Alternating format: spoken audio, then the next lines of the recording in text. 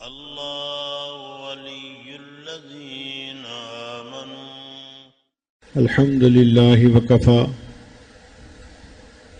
وسلام على عباده الذين اصطفى أما بعد.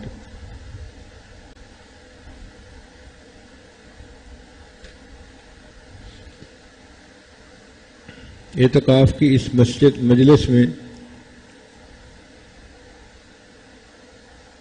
سورہ یاسین کا ترجمہ ہم پڑھیں گے اور اس کے فوائد سمجھنے کی کوشش کریں گے. ایک ہوتی ہے تفسیر، وہ تو ایک مستقل فن ہے، علم ہے، وہ علماء کا کام ہے. ہم جیسے طالب علم تو قرآن مجید کا ترجمہ سمجھیں اور پھر اس میں جو نکات ہیں، فوائد ہیں، ان کو سمجھنے کی کوشش کریں. ہمارے تدبر کی انتہا یہیں تک ہے. افلا یتدبرون القرآن، یہ قرآن کے اندر تدبر کیوں نہیں کرتے؟ وہ جو فوائد ہمیں ملیں گے اس سے ہماری زندگی میں فائدہ ہوگا.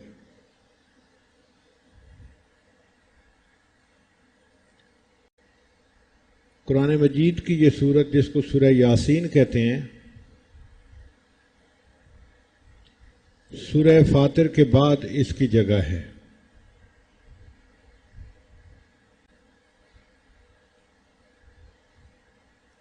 یاسین والقرآن الحکیم،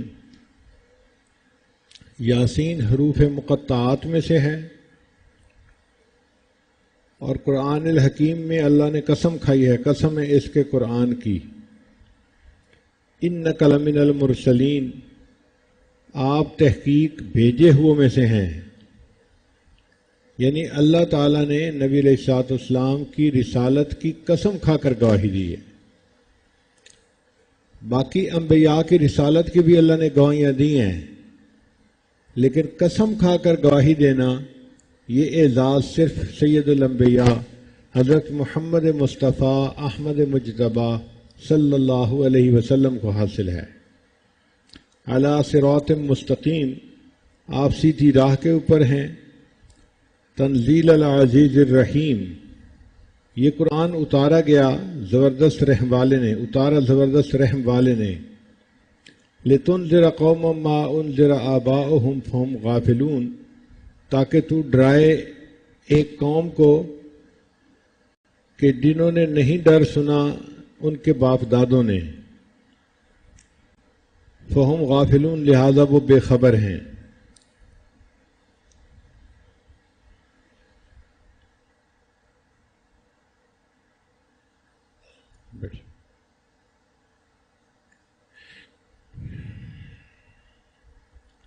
عربی زبان کے 29 حروف ہیں، ان کو حروف تہجی کہتے ہیں. ان میں اگر الف اور حمزہ اس کو ایک سمجھا جائے تو کل 28 بنتے ہیں، پھر 28 بنتے ہیں. ان 28 میں سے 14 حروف مقطعات میں استعمال ہوئے ہیں. ان کا علم اللہ تعالیٰ کے پاس ہے، یا اللہ نے اپنے پیارے حبیب صلی اللہ علیہ وسلم کو عطا کیا، یا اپنے پیارے اولیاء میں سے جس کو چاہا عطا کیا. چنانچہ امام ربانی حضرت مجد علیہ ثانی رحمۃ اللہ علیہ اپنے مکتوب میں لکھتے ہیں کہ اللہ تعالیٰ نے مجھے حروف مقطعات کا علم عطا فرمایا، اور جن دنوں یہ علم مجھے مل رہا تھا پورے سرہند شہر کے اوپر فرشتوں کا پہرا تھا کہ شیطان شہر میں ہی داخل نہ ہو سکے. اتنی حفاظت کے ساتھ ان کو حروف مقطعات کا علم عطا کیا گیا.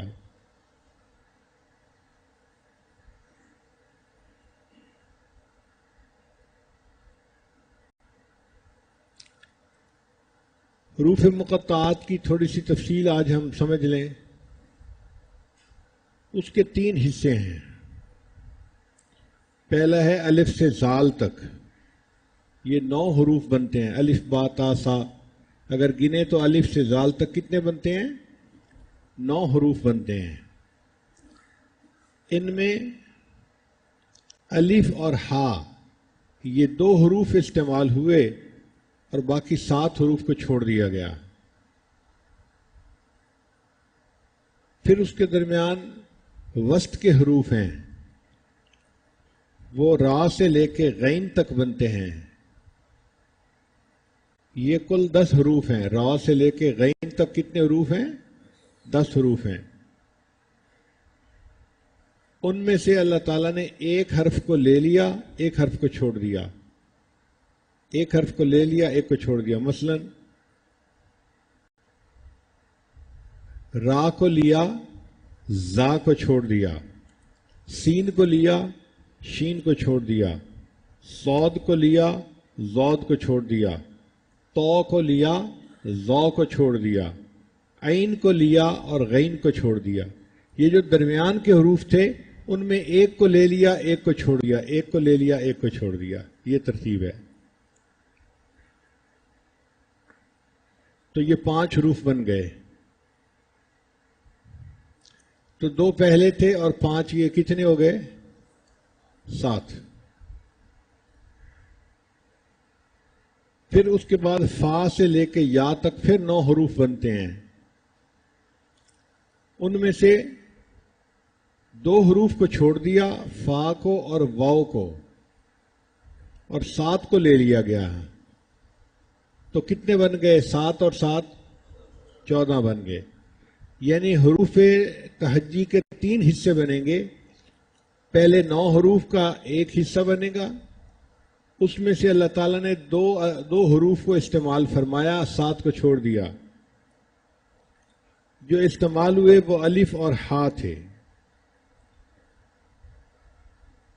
اور 7 کو چھوڑ دیا.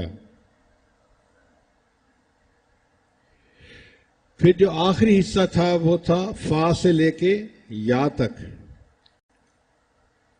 اس میں اللہ تعالیٰ نے 2 کو چھوڑ دیا اور 7 کو لے لیا. جن کو چھوڑا وہ تھے فا اور واو.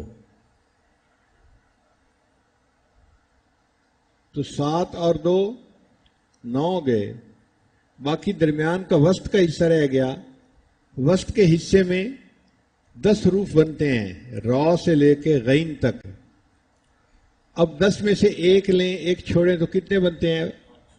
5 بنتے ہیں. تو 9 اور 5 14. تو کل 14 حروف مقطعات میں استعمال ہوئے ہیں. اب اس میں بھی کوئی نکتہ ہے کہ 14 حروف کیوں استعمال ہوئے؟ وہ اس لیے کہ ان حروف مقطعات نے پوری انسانیت کو لاجواب کر دیا. اللہ تعالیٰ نے فرمایا کہ دیکھو جو زبان تم بولتے ہو انہی حروف سے بنی ہوئی زبان میں یہ قرآن میں نے اتارا ہے. تو آدھے حروف سے میں اپنے قرآن میں استعمال کر رہا ہوں اور باقی 14 حروف تمہارے لیے چھوڑ رہا ہوں. تم باقی 14 حروف سے اس کے مقابلے کی کوئی صورت بنا دو یا کوئی کلام بنا کر دکھا دو.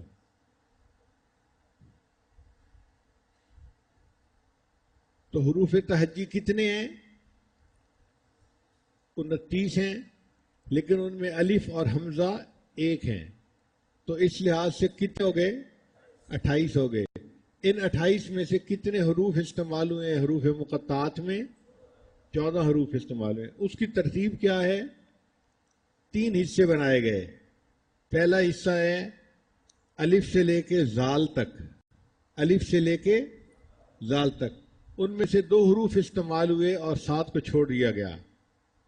دوسرا حصہ ہے آخری، فا سے لے کے یا تک. یہ بھی 9 حروف ہیں. ان میں سے 7 کو استعمال کیا اور 2 حروف کو چھوڑ دیا. تو 7 اور 2 9 ہو گئے. پھر وسط کا حصہ، درمیان کا حصہ رہ گیا، وہ 10 حروف بنتے ہیں. ان 10 حروف میں سے اللہ تعالیٰ نے ایک حرف کو لیا، ایک کو چھوڑا، ایک کو لیا، ایک کو چھوڑا.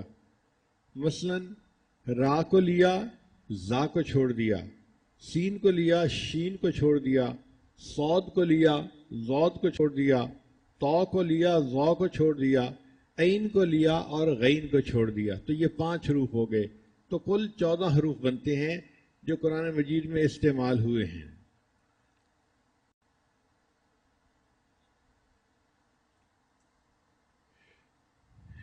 یہیں تک ہمارے لیے فائدہ کافی ہے کہ ہمیں حروف مقطعات کے بارے میں ایک آئیڈیا ہو کہ اللہ تعالیٰ نے قرآن مجید میں کن حروف کو حروف مقطعات میں استعمال کیا ہے.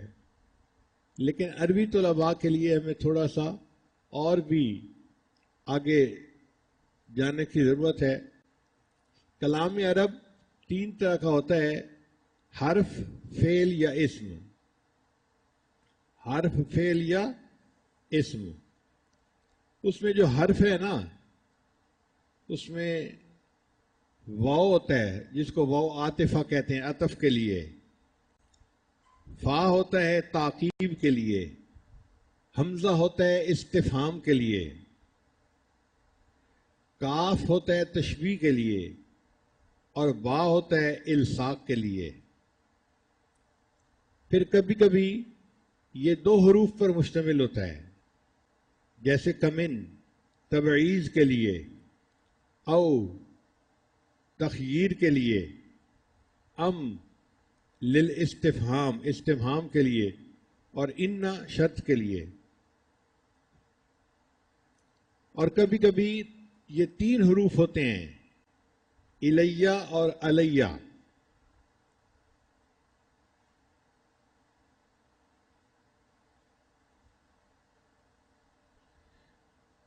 جو اسم اور فعل ہے وہ بھی 3 حروف پر ہوتے ہیں، جیسے فعل ہے الا یعلو اور علا یعلو. کبھی کبھی اسم اور فعل 4 پر بھی آتے ہیں، اور کبھی کبھی 5 حروف پر بھی آتے ہیں، جیسے فجل، سجل اور جردہل. یہ 5 حروف پر مشتمل ہیں. اب ان میں قرآن مجید نے کن کن حروف کو کہاں کہاں استعمال کیا، یہ ایک راز ہے. یہ کوئی نہیں جانتا کہ اللہ تعالیٰ نے کہیں پر ایک حرف استعمال کیا ہے، جیسے قاف، نون،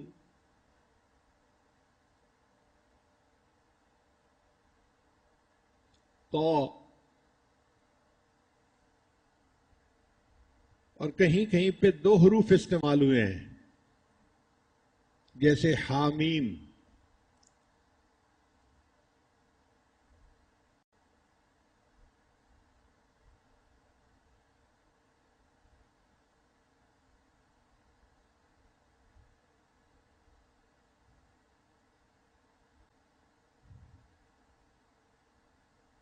توسین، توحا، یاسین.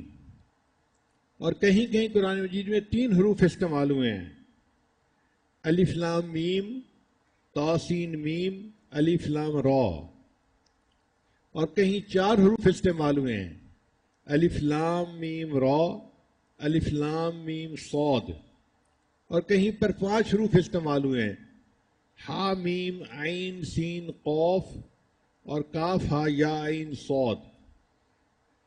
اللہ تعالیٰ نے کس حکمت بھی بنا پر کہاں 1 حرف پسند فرمایا، کہاں 2، کہاں 3، کہاں 4، کہاں 5، اس کی حکمت کو کوئی نہیں جانتا. اس کے سامنے عرب لوگوں کی زبانیں گنگ ہو گئیں کہ واقعی یہ عام حروف سے بنا ہوا کلام ہے، لیکن اس کی حکمتوں کو ہم میں سے کوئی نہیں سمجھ سکتا. 1400 سال سے آج تک قرآن مجید کا یہ دعویٰ اپنی جگہ موجود ہے کہ اگر تم ایک صورت ایسی بنا کے دکھا سکتے ہو تو بنا کے دکھاؤ. آپ اندازہ لگائیے، وہ کفار جو مخالفت کرتے تھے، جو بڑے زبان کے ماہر تھے، جو اسلام کی مخالفت میں خود قتل ہو گئے، اپنی اولادوں کو قتل کروا دیا، اگر وہ اس چیلنج کو قبول کر سکتے ہوتے تو کیوں نہ قبول کر لیتے؟ وہ فوراً جواب دیتے جی ہم بنا کے دکھاتے ہیں. لیکن آج تک قرآن مجید کے اس کے دعوے کو کوئی قبول نہ کر سکا. اس کا مطلب یہ ہے کہ واقعی یہ قرآن مجید کا ایسا دعویٰ ہے کہ جس کا کوئی آج تک جواب نہیں دے سکا، نہ دے سکے گا.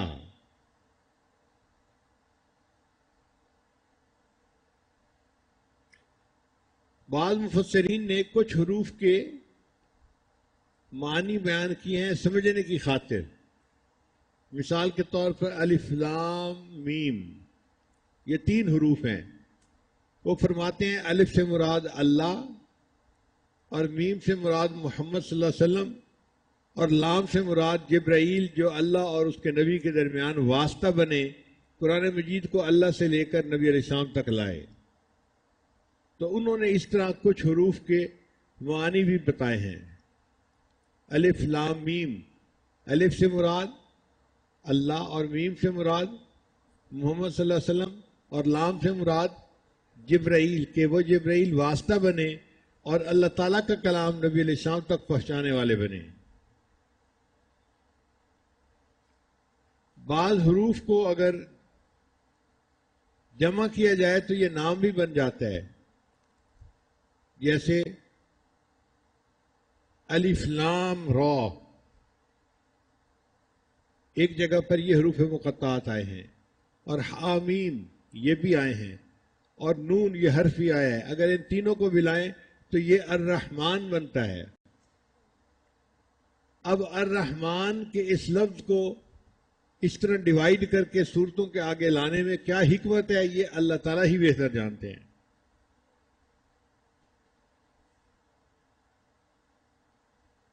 سچی بات تو یہ ہے کہ یہ حروف اللہ اور اس کے پیارے حبیب صلی اللہ علیہ وسلم کے درمیان اشارات ہیں، یہ راز ہیں.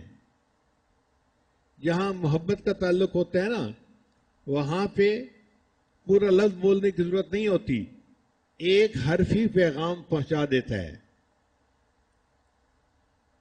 ایک شاعر تھا، اپنے محبوب کے ساتھ جا رہا تھا تو محبوب کی سواری آگے نکل گئی، تو اس نے اس پر شعر کہا، لا تحسبی ان نسین الایجاف، کہ تو یہ نہ سمجھ کہ ہم اونٹ کو دوڑانا بھول گئے ہیں. فقلت لہا کفی فقالت لی کاف، میں نے اسے پکارا کفی. کف کہتے ہیں رک جانے کو، اگر مرد ہو تو کف کہیں گے، اگر عورت ہو تو تسنیہ کا صیغہ کفی کہیں گے. تو میں نے کہا کہ رک جاؤ، تو اس نے مجھے کہا کہ تمہیں پورا لفظ بولنے کی کیا ضرورت ہے، اگر کفی کہو گے تو سب سمجھ جائیں گے کہ تم رکنے کا اشارہ کر رہے ہو. تم اگر صرف قاف ہی کہہ دیتے تو میں تمہارے پیغام کو سمجھ جاتی. تو پورا لفظ بولنے کی ضرورت نہیں، ایک حرف بولنا کافی ہے. اس سے پتہ چلتا ہے کہ جس طرح عاشق و معشوق ایک دوسرے کے ساتھ ایک حرف میں کوڈ میں بات کر جاتے ہیں، اللہ تعالیٰ نے بھی اپنے پیارے حبیب صلی اللہ علیہ وسلم کے ساتھ حروف مقطعات میں کوڈ کے ذریعے سے پیغام پہنچا دیا، ان کے ساتھ باتیں کر لیں، اور ان باتوں کو مخلوق کو کچھ پتہ نہیں چلا.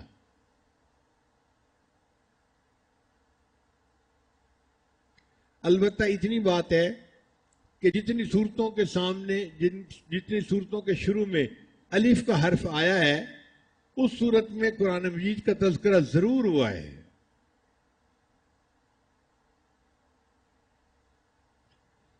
جن صورتوں کے شروع میں طا کا حرف آیا ہے، ان میں حضرت موسیٰ علیہ السلام کا تذکرہ بھی ہوا اور اژدہا کے واقعے کا تذکرہ بھی ہوا.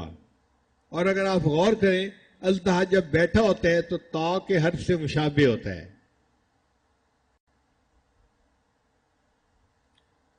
اور جس صورت کے شروع میں نون آیا ہے، اس کے بعد قلم کا تذکرہ آیا ہے. اگر آپ دیکھیں تو نون کا جو حرف ہے نا، وہ دوات کی مانند نظر آتا ہے.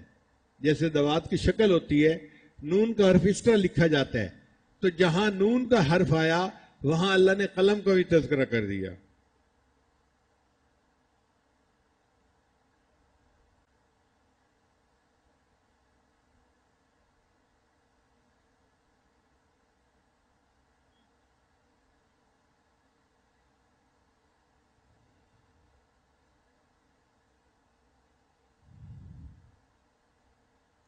اب اس کو یاد رکھنے کے لیے ہم ایک دفعہ پھر دہرا لیتے ہیں تاکہ ہمیں سبق یاد رہے. عربی زبان کے کتنے حروف تہجی ہیں؟ 29. ان میں سے 2 حرف ایک جیسے ہیں، جیسے حمزہ اور الف. تو پھر کل کتنے پیچھے بچ گئے؟ 28 بچ گئے. اب ان 28 میں سے حروف مقطعات میں کتنے حروف استعمال ہوئے ہیں؟ 14 حروف. اللہ تعالیٰ نے آدھے حروف کو استعمال کیا. اس میں کیا حکمت ہے؟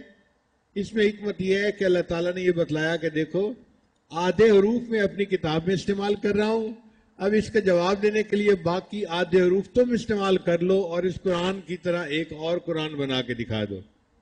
پھر فرمایا اگر تم قرآن نہیں بنا سکتے ایک سورت بنا کے دکھا دو. پھر فرمایا کہ تم ایک سورت بھی نہیں بنا سکو گے، تم 10 آیتیں بنا کے دکھا دو. آخر پر یہاں تک فرما دیا کہ تم 10 آیتیں بھی نہیں بنا سکو گے، ایک آیت قرآن جیسی بنا کے دکھا دو. اور عرب جو اپنے آپ کو بڑے ماہر زبان کہتے تھے وہ قرآن مجید کی آیات جیسی ایک آیت بھی بنا کے پیش نہ کر سکے. ان میں سے ایک آدمی نے کوشش بھی کی مگر اس کی کوشش پر خود عرب لوگ ہنسنے لگ گئے. الفیل و مل فیل و ما ادراک مل فیل. تو اللہ تعالیٰ کا قرآن واقعی اللہ کا کلام ہے اور اس کا جواب مخلوق کے لیے دینا ناممکن ہے، کوئی دے ہی نہیں سکتا. اور 1 مہینہ 2 مہینہ کی بات نہیں، 1400 سال اس دعوے میں گزر گئے اور ان 1400 سال میں عربوں میں کتنے زبان دان گزرے، نکتہ دان گزرے، عقل مند لوگ گزرے. اگر یہ کام کر سکتے ہوتے تو وہ کر چکے ہوتے اب تک، مگر آج تک کوئی نہ کر سکا. یہ قرآن مجید کی حقانیت کی کھلی دلیل ہے. اب یہ 14 حروف اللہ تعالیٰ نے کیسے پسند فرمائے؟ تو حروف مقطعات کے 3 حصے ہیں. پہلے 9 حروف الف سے لے کے زال تک. پہلے 9 حروف کہاں تک ہیں؟ الف سے لے کے زال تک. ان میں سے الف اور ہا 2 حروف کو استعمال کیا گیا، 7 حروف کو چھوڑ دیا گیا. اور پھر دوسرا حصہ فا سے لے کے یا تک، یہ بھی 9 حروف بنتے ہیں. ان میں 2 حروف کو چھوڑ دیا اور 7 حروف کو استعمال کر لیا گیا. اور درمیان کا حصہ را سے لے کے غین تک، یہ 10 حروف بنتے ہیں. ان میں سے ایک حرف کو لے لیا گیا اور ایک حرف کو چھوڑ دیا گیا. اس طرح 2 حروف 7 حروف 9 ہو گئے اور 5 مل کے 14 حروف ہو گئے.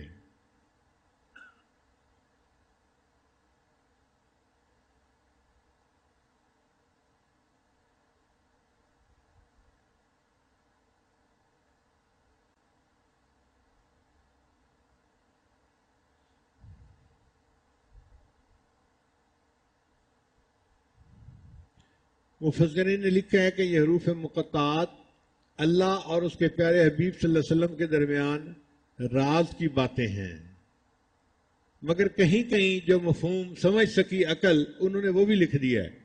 جیسے الف لام میم حروف مقطعات ہیں تو ان کا انہوں نے معنی کیا لیا؟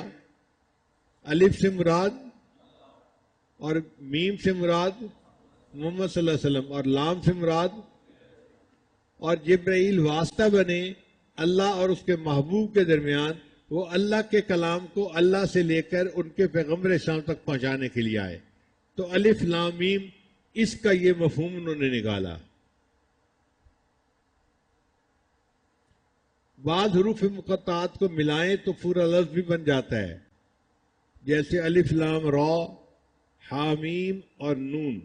ان حروف مقطعات کو ملائیں تو الرحمن کا لفظ بنتا ہے.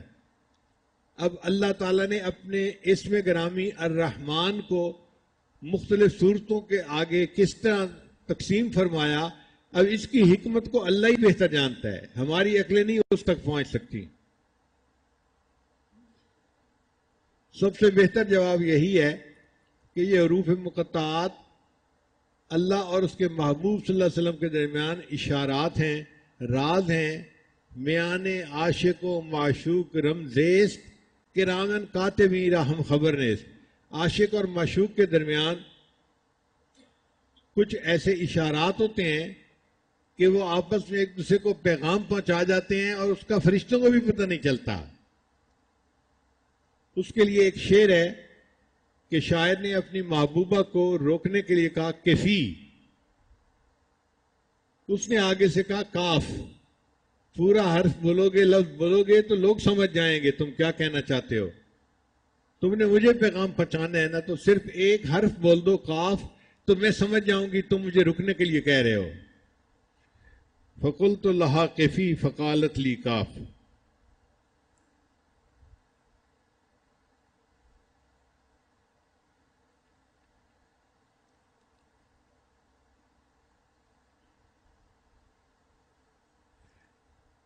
اب یاسین کا جو لفظ ہے اس کے بارے میں مفسرین کے کچھ اقوال ہیں. بعض فرماتے ہیں کہ یہ یا انسان کا معنی رکھتا ہے.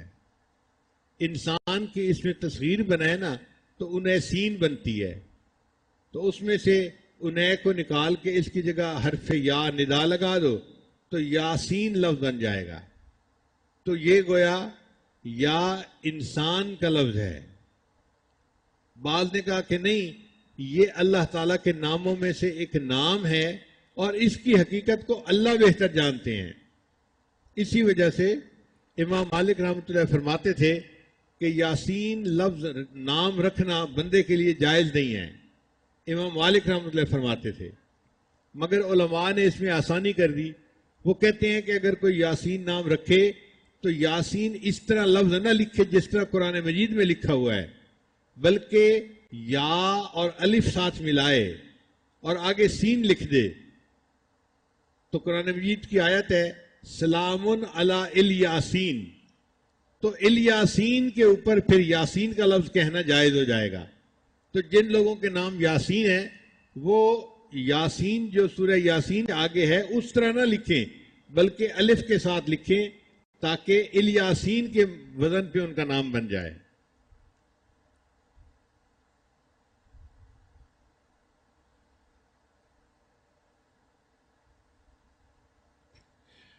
حدیث مبارکہ میں سورہ یاسین کے بہت فضائل وارد ہوئے ہیں. ان میں سے ایک فضیلت یہ ہے کہ اگر کوئی بندہ آخری لمحات میں ہو اور اس کے قریب سورہ یاسین شریف کو پڑھا جائے تو اللہ تعالیٰ اس بندے کے لیے روح نکلنے میں آسانی فرما دیتے ہیں. حدیث مبارکہ میں ہے کوئی بندہ اگر رات کے وقت سورہ یاسین کو پڑھے گا اللہ تعالیٰ اس حال میں اٹھائیں گے کہ گناہوں سے اس کی مغفرت ہو چکی ہوگی. اور اگر کوئی بندہ دن میں سورہ یاسین کو شروع میں پڑھ لے گا اللہ تعالیٰ پورے دن کے کاموں میں اس بندے کی مدد فرمائیں گے، آسانی ہو جائے گی.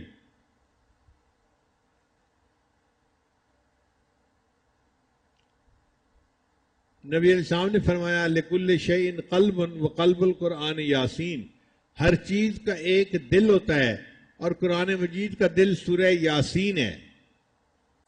تو سورہ یاسین کی اہمیت کے لیے اتنا ہی ارشاد کافی ہے کہ یہ قرآن مجید کا دل ہے.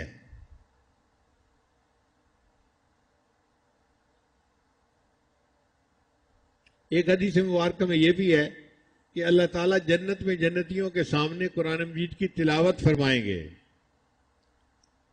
تو مفسرین نے لکھا ہے کہ اللہ تعالیٰ سورہ یاسین کی تلاوت فرمائیں گے. اور ایک حدیث مبارکہ میں جنت میں جنتیوں سے قرآن اٹھا لیا جائے گا، وہ اگر پڑھنا چاہیں گے تو صرف سورہ یاسین اور سورہ طٰہٰ پڑھیں گے، اس کے سوا قرآن مجید کو نہیں پڑھ سکیں گے. تو قرآن مجید کی اس سورت کا یہ بھی اعزاز ہے کہ جنت میں بھی جنتی پڑھنا چاہیں گے تو وہ سورہ یاسین کو پڑھ سکیں گے.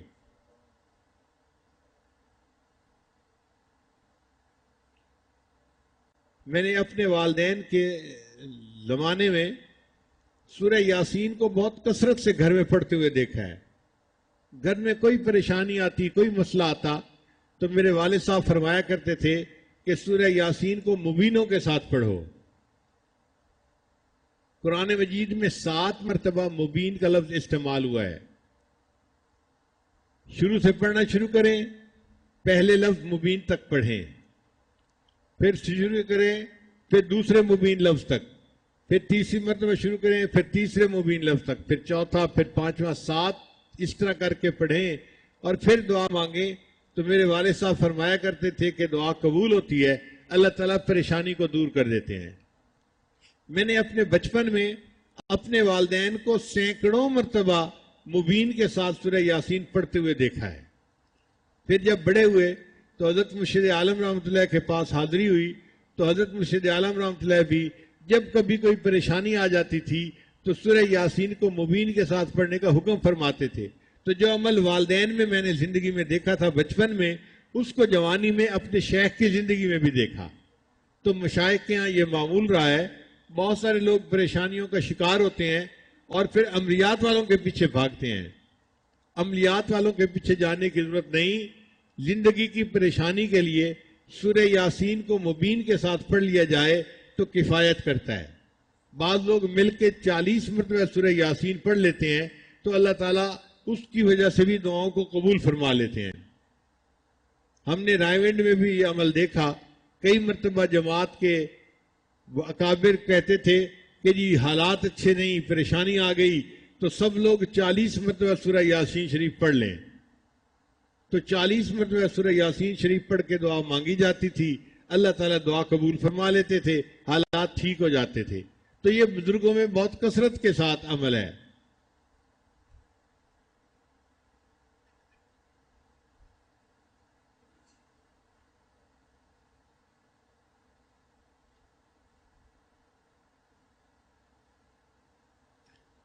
اب سوال پیدا ہوتا ہے کہ سورہ یاسین کو قرآن مجید کا دل کیوں کہا گیا، قلب کیوں کہا گیا؟ تو مفسرین نے لکھا ہے کہ 3 عقیدے بنیادی ہیں، ایک اللہ تعالیٰ کی وحدانیت کا، ایک نبی علیہ الصلوۃ والسلام کی رسالت کا، اور ایک موت کے بعد حشر نشر، دوبارہ زندہ ہونا اور سوال و جواب کا ہونا، یہ بنیادی عقیدہ ہے۔ اس سورہ یاسین شریف میں ان تینوں عقائد کے اوپر بات کی گئی ہے۔ سورہ یاسین شریف میں 3 بنیادی نکات کو کھولا گیا ہے، ایک وحدانیت کو، ایک نبی علیہ السلام کی رسالت کو، اور تیسرا بعثت کو، یعنی مرنے کے بعد جو اٹھنا ہے اور جواب دینا ہے، اس کو کھولا گیا ہے۔ چونکہ تینوں بنیادی نکتے اس میں کھولے گئے، اس وجہ سے اللہ تعالیٰ کے محبوب صلی اللہ علیہ وسلم نے اس سورت کو پورے قرآن مجید کا دل کہا ہے۔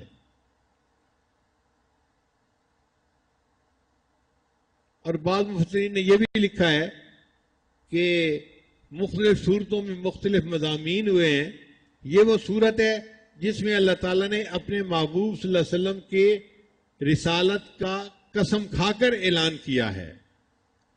چونکہ محبوب کو تسلی دی گئی اور ان کو بتایا گیا کہ آپ سیدھے راستے پر ہیں، آپ پریشان نہ ہوں ان کفار کے رد عمل کی وجہ سے، تو محبوب کے دل کو تسلی ہوئی، خوشی ہوئی، اسی لیے اس کو قرآن مجید کا قلب کہا گیا۔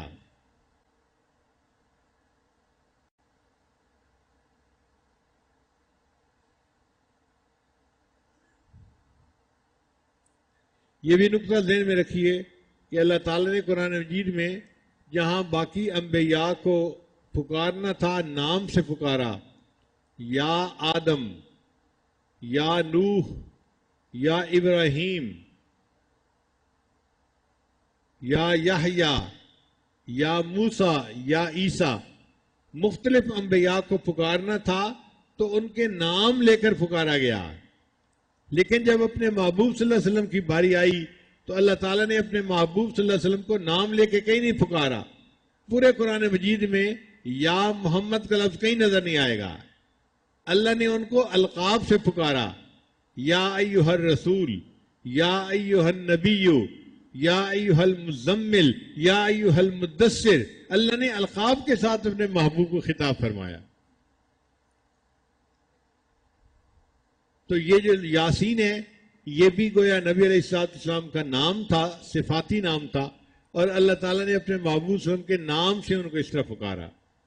بعض احادیث میں ہے کہ طٰہٰ بھی نبی علیہ السلام کا نام ہے، اس لیے ایک سورت کے سامنے طٰہٰ کے حروف بھی آئے ہیں۔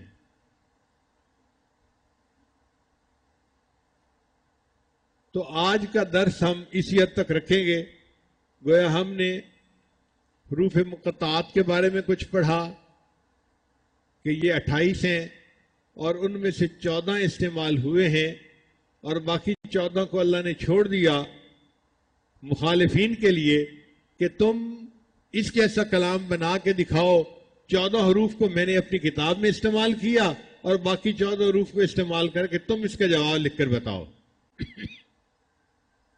مگر قرآن مجید کا یہ دعویٰ ایسا تھا کہ جس چیلنج کو کسی نے قبول نہ کیا اور آج 1400 سال گزارنے کے بعد بھی یہ بات اپنی جگہ سچ ہے کہ یہ کلام الہی ہے، کسی انسان کا کلام نہیں ہے.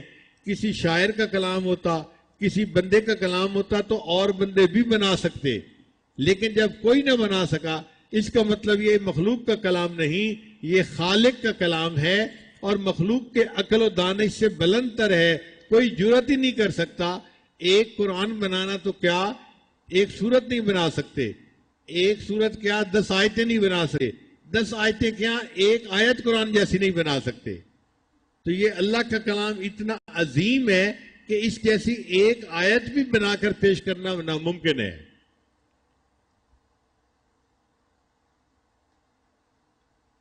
پھر یہ جو حروف مقطعات ہیں یہ اللہ کے محبوب صلی اللہ علیہ وسلم کے اور اللہ کے درمیان راز ہیں. جیسے الف لام میم، الف سے مراد اللہ، میم سے مراد محمد صلی اللہ علیہ وسلم اور لام سے مراد جبرائیل علیہ السلام، کہ اللہ کا پیغام محمد صلی اللہ علیہ وسلم تک پہنچنا تھا اور پہنچانے والے کون تھے؟ وہ جبرائیل علیہ السلام تھے جو واسطہ بن گئے.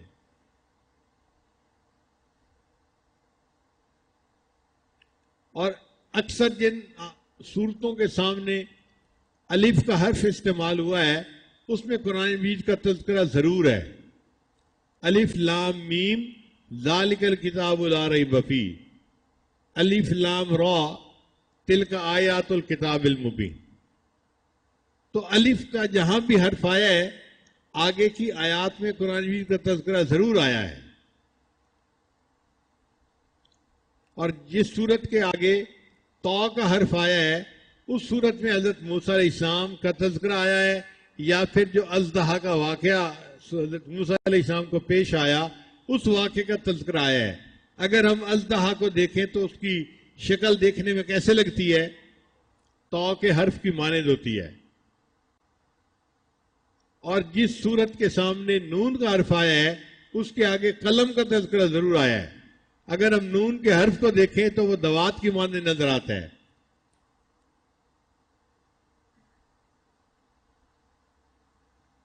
اور نون کو اگر لفظ کے طور پہ سنیں تو یہ نون جو ہے مچھلی کو کہتے ہیں، اور جس میں نون کا حرف آیا ہے اس صورت میں حضرت یونس علیہ السلام کا تذکرہ بھی اکثر و بیشتر آیا ہے.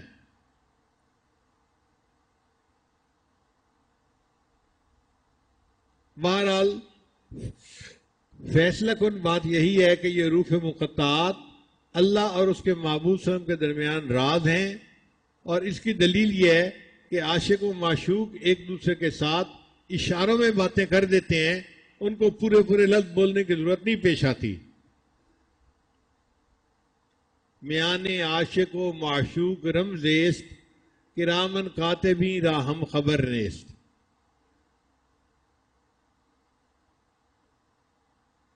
بعض لوگ کہتے ہیں کہ جی قرآن مجید کو ترجمے کے ساتھ پڑھنا چاہیے. بڑی اچھی بات ہے، واقعی ترجمے کے ساتھ پڑھنا چاہیے، لیکن جو بچے بغیر ترجمے کے پڑھتے ہیں وہ اس کے مخالفت کرتے ہیں. یہ غلط بات ہے. وہ کہتے ہیں جی طوطے کتنا بیٹھے رٹ رہے ہیں، کیا ضرورت ہے اس کی؟ بھائی بغیر معنی کے بھی اگر پڑھ رہے ہیں تو پھر بھی پڑھنا ثواب ہے. مجھے جرمنی میں ایک صاحب مل گئے، کہنے لگے جی یہ طوطے کتنا رٹنے کا کیا فائدہ جب سمجھ ہی نہیں آ رہی. تو ان کا قرآن مجید کا حلقہ ہوتا تھا، تو میں نے کہا کہ آپ پورے قرآن مجید کو سمجھ کے پڑھتے ہیں؟ کہنے لگا ہاں میں تو حلقہ کرواتا ہوں، پورے قرآن مجید کو سمجھ کے پڑھتا ہوں. میں نے کہا اچھا ترجمہ کرو، کاف ہا یا عین صاد، اس کا ترجمہ کیا ہے؟ اب میرا منہ دیکھنے لگا. میں نے کہا کرو نا ترجمہ. کہنے لگا جی اس کا ترجمہ تو میں نہیں کر سکتا. میں نے کہا اگر یہ بغیر ترجمے کے ہر لفظ پڑھا اور اس پر اللہ نے اجر دیا تو باقی قرآن مجید کو بغیر ترجمے کے پڑھیں گے تو اللہ کیوں اجر ادا نہیں فرمائیں گے؟ اس پر بھی اجر ملے گا.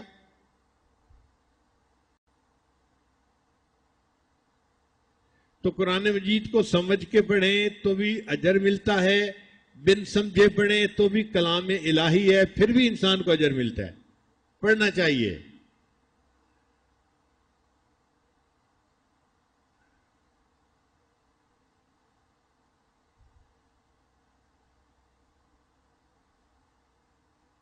تو اللہ تعالیٰ نے یاسین کے حروف کے بعد پھر اپنے حبیب صلی اللہ علیہ وسلم کی رسالت کا تذکرہ کیا، پھر قرآن مجید کی قسم کھائی اور قسم کھا کے اپنے حبیب صلی اللہ علیہ وسلم کی رسالت کا تذکرہ کیا. انک لمن المرسلین، بے شک آپ بھیجے ہوئے میں سے، آپ رسولوں میں سے ہیں. اب اللہ تعالیٰ گواہی دیں تو یہی بہت تھا. چہ جائے کہ اللہ تعالیٰ قسم کھا کر گواہی دیں، یہ تو اور بات مؤکد ہو گئی، اور اس سے نبی علیہ السلام کی شان اور زیادہ کھل کر سامنے آ گئی. تو اللہ تعالیٰ نے تمام انبیاء، بہت سارے انبیاء کی رسالت کی گواہی دی ہے، لیکن قسم اٹھا کر گواہی صرف اپنے محبوب صلی اللہ علیہ وسلم کی رسالت کی دی ہے. انک لمن المرسلین، بے شک آپ رسولوں میں سے ہیں.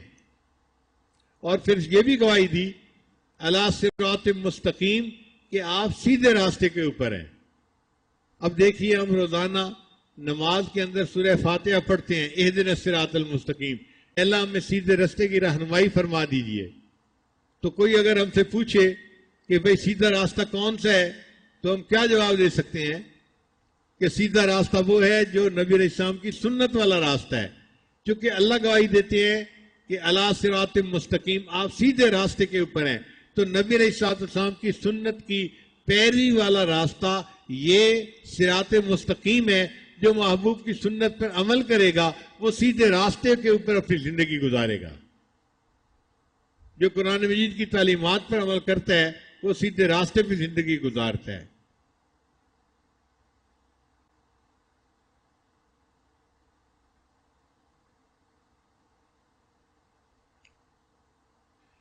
تھوڑی دیر کے لیے مراقبہ کر لیجئے، پھر دعا کر لیں گے.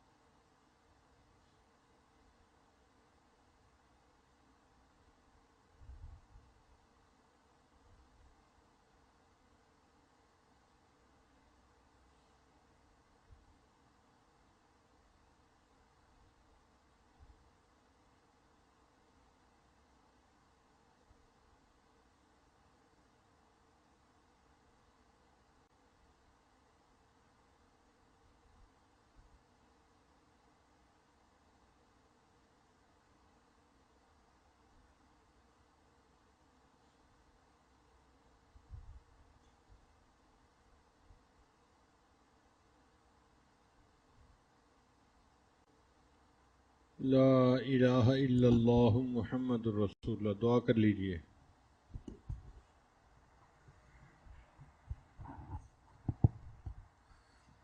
آمین. الحمدللہ رب العالمین والعاقبۃ للمتقین والصلاة والسلام علی رسولہ محمد وعلیہ واصحابہ اجمعین. اے کریم پروردگار، ہم تیرے عاجز و مسکین بندے ہیں، ہمارے حال پہ رحم فرما، ہمارے گناہوں کو معاف فرما، ہماری خطاؤں کو معاف فرما. اللہ ہمیں گناہوں سے پاک صاف زندگی نصیب فرما، معصیت سے خالی زندگی نصیب فرما. اے کریم اللہ، ہمارے لیے گناہوں سے بچنا مشکل ہے، تیرے لیے تو بچانا آسان ہے. ہمیں گناہوں سے بچا لیجئے. اللہ، گناہ کر کر کے ہم مزید تھک چکے ہیں، تنگ آ چکے ہیں، چھٹکارا چاہتے ہیں. گناہوں سے چھٹکارا نصیب فرما. اے کریم پروردگار، گناہوں کی طرف اٹھنے والی نگاہوں کو جھکا دیجئے، متحرک زبانوں کو ساکت کر دیجئے، بڑھنے والے قدموں کو روک لیجئے، بڑھنے والے ہاتھوں کو روک لیجئے. اے کریم پروردگار، ہمارے وہ اکابر جب وہ 20 سال اس حال میں گزارتے تھے کہ گناہ لکھنے والے فرشتے کو کچھ لکھنے کا موقع نہیں ملتا تھا، اللہ وہ بھی تو تیرے فضل و کرم سے بچتے تھے. ہم بھی اسی فضل و کرم کے طلبگار ہیں، ہمیں بھی بچا لیجئے. اللہ بچا لیجئے. اے کریم اللہ، ہم صبح توبہ کرتے ہیں، شام کو توڑ بیٹھتے ہیں، شام کو توبہ کرتے ہیں، صبح کو توڑ بیٹھتے ہیں. اللہ، یہ سلسلہ کب تک چلتا رہے گا؟ ہمیں توبہ پر استقامت نصیب فرما. اے کریم پروردگار، اے رحیم پروردگار، اے حنان و منان پروردگار، اے ہمارے پیارے پروردگار، عرصہ گزر گیا تجھے منانے کے لیے، تجھے پانے کے لیے ہم کوششیں کر رہے ہیں، لیکن ابھی تک اپنے آپ کو دور محسوس کر رہے ہیں. اللہ، ہم ایک قدم آگے بڑھاتے ہیں، شیطان ہمیں 2 قدم پیچھے دھکیلتا ہے.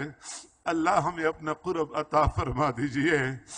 دنیا میں ہم نے دیکھا ہے، بچہ چلتے چلتے تھک جاتا ہے، ابو سے کہتا ہے ابو مجھے اٹھا لیجئے، مجھ سے مزید نہیں چلا جاتا. اللہ، ہمارا بھی وہی حال بن چکا ہے، شیطان ظالم نے ہمیں تھکا دیا ہے. اللہ، ہمیں اپنا قرب نصیب فرما، نفس اور شیطان کے مکر و فریب سے محفوظ فرما. اے کریم پروردگار، بہت دل کرتا ہے ان زلفوں کو دیکھ لیں جن کو تو نے واللیل فرمایا ہے، ان رخساروں کو دیکھ لیں جن کو تو نے والضحیٰ فرمایا ہے. اللہ، ہم ایسے زمانے میں پیدا ہوئے کہ تیرے محبوب کا کھلی آنکھوں سے دیدار نہ کر سکے. اللہ، دعا کرتے ہیں کہ قیامت کے دن ان کے ہاتھوں سے حوض کوثر کا جام ضرور نصیب فرما، ان کے جھنڈے تلے جمع ہونے کی توفیق عطا فرما، ہمیں ان کے قدموں میں جگہ نصیب فرما. اے کریم اللہ، تیری کریمی کا واسطہ، اے رحیم پروردگار، تیرے رحیمی کا واسطہ، اے جواد پروردگار، تیرے جود و سخا کا واسطہ. اللہ، تو سخی ذات ہے، تجھے سخاوت سجتی ہے، ہمیں دینے سے تیرے خزانوں میں کوئی کمی نہیں آئے گی. اللہ، عطا فرما دیجئے. میرے اللہ، کوئی تجھ سے دنیا مانگتا ہوگا، کوئی تجھ سے کار کوٹھی مانگتا ہوگا، ہم تجھ سے تیری رضا کے طلبگار ہیں، اپنی رضا نصیب فرما. اللہ، اتنے حضرات دور قریب سے چل کے آئے ہیں، یہاں دنیا تو تقسیم نہیں ہوتی، تیری محبت کی تلاش میں، تیری رضا کی خاطر یہ حضرات مجاہدہ کر کے یہاں پہ آئے ہیں. اللہ، یہ تھوڑا مجاہدہ تو نہیں ہے میرے اللہ، ان مجاہدات کو قبول فرما لیجئے.